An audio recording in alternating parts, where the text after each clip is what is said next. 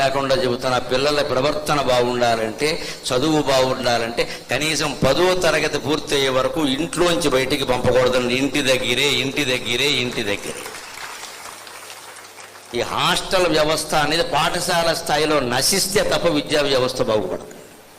ఈ ఇంజనీరింగో మెడిసిన్ అంటే ఎక్కడికో పంపామంటే అర్థం. దానికి మాత్రం దేనికండి జిల్లాకో కాలేజీ పెట్టేస్తున్నారు, ఇంకా పెడతారట. ఎందుకు అంత దూరం?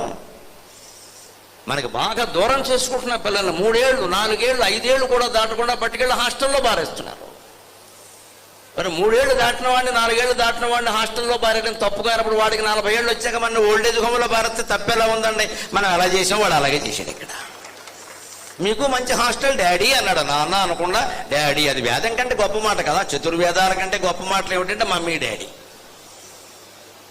ఋగ్వేదం ఏమిటో మనకు తెలియదు, యజుర్వేదం తెలియదు, సామవేదం తెలియదు. మమ్మీ డాడీ ఆంటీ అంకుల్ ఈ 4 మన జాతికి చతుర్వేదాలు.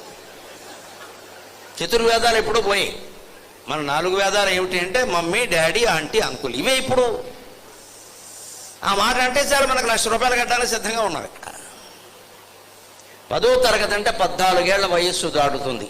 15 ఏళ్ల పాటు ఆడపిల్లల్ని మగపిల్లల్ని మన దగ్గరే పెట్టుకుని మనకి అతి దగ్గరలో నడిచి వెళ్లేందుకు వీలుగా ఉన్నటువంటి బళ్ళో చేర్పించి వాళ్ళ చదువు పట్ల మన ప్రవర్తన పట్ల ఆ తల్లిదండ్రులే శ్రద్ధ వహిస్తేనే జాతి బాగుంటుంది, కుటుంబం బాగుంటుంది, వ్యక్తులు బాగుంటుంది.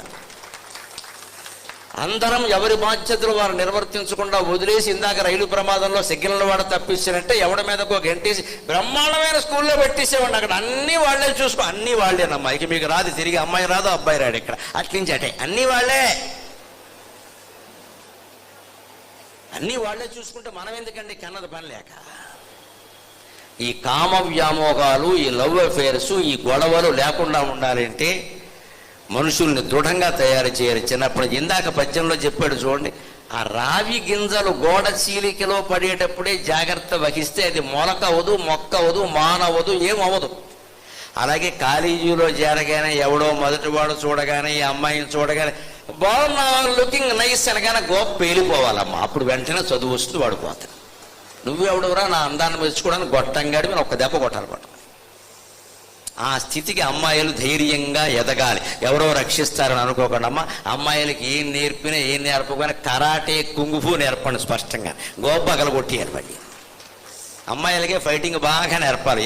ఎవరు రక్షణ వాళ్ళు చూసుకోవాలి. ఎవరండి రక్షణ కల్పిస్తారు? ఇక్కడ దగ్గరికి వస్తే కాలు పైకెత్తంటే మళ్ళీ బతకత్తి ఇక్కడ మనిషి.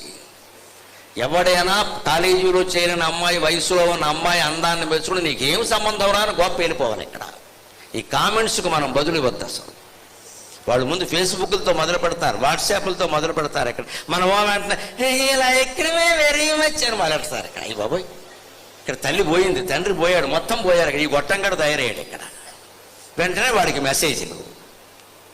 మొత్తం కొంపం పగిలిపోయాక, కొంపలు అంటుకుపోయాక బయటపడుతుంది వ్యవహారం. ఇంకా చదువు ఎక్కడ వస్తుందండి?